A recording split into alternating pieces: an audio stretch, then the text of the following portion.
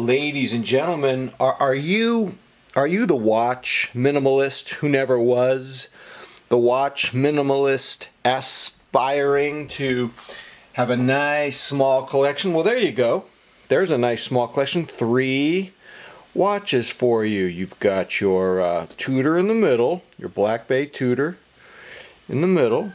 Beautiful with your snowflake going on. You've got your 2 Tunas.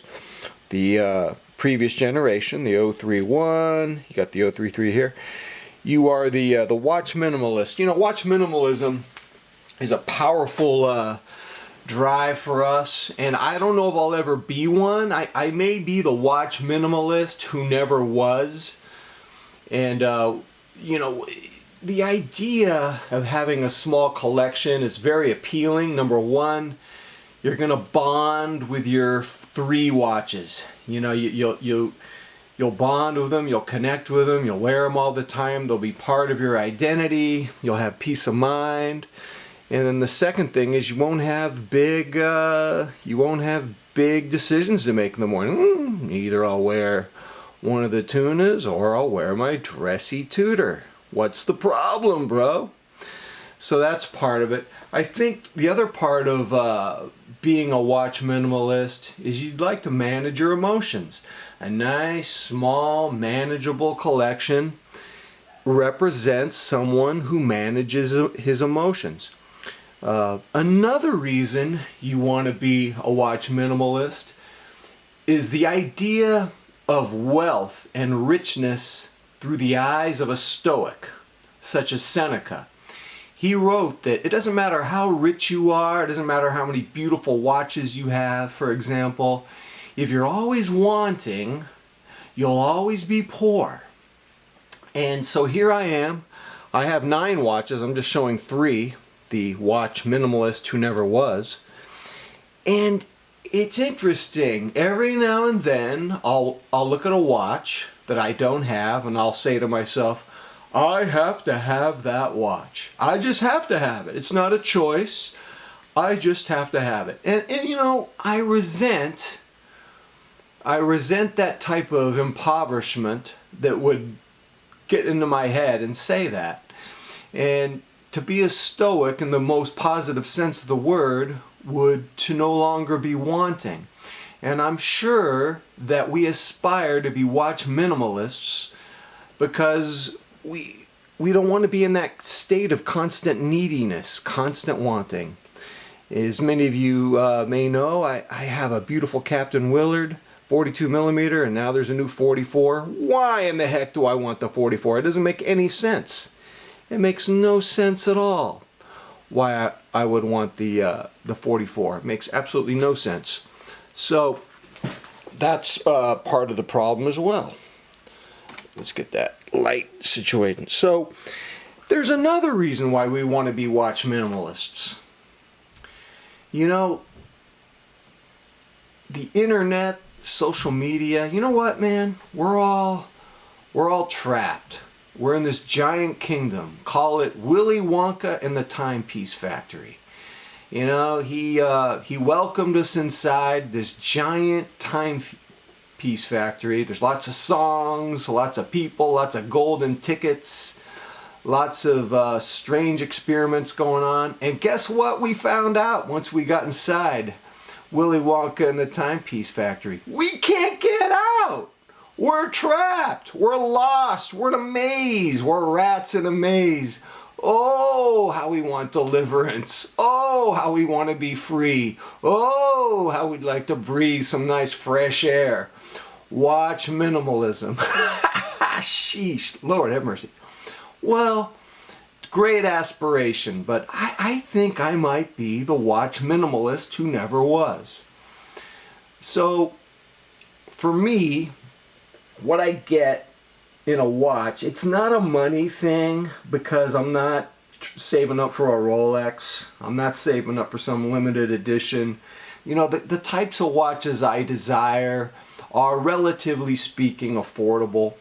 The only time money becomes an issue for me is when I look at all my rebuys. The rebuys have been my biggest waste of money. I mean, I don't even want to give you guys the numbers. The numbers are horrifying.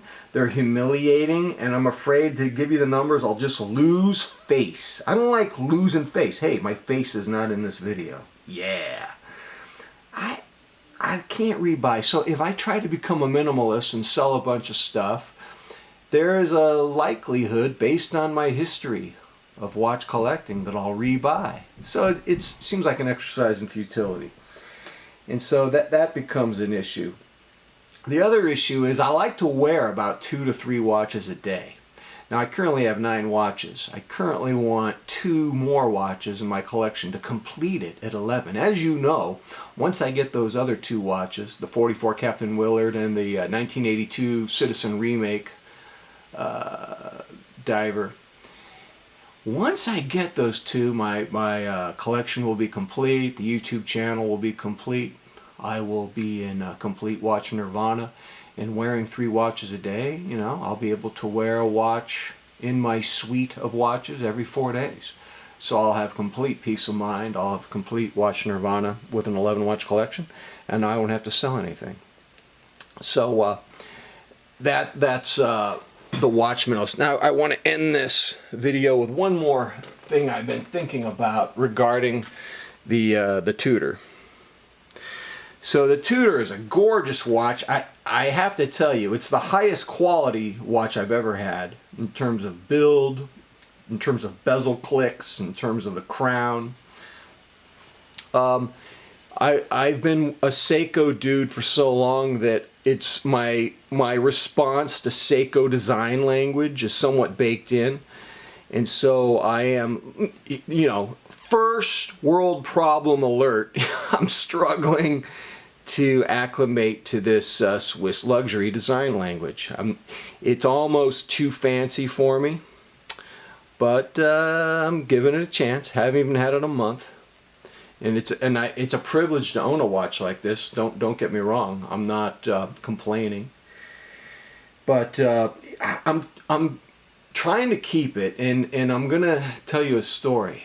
When I was a little kid, I must have been, I don't know, 8 years old. I was at the beach near Miami. My grandparents, they lived in a little house in Hollywood, Florida. And my grandma Jean took me to the beach.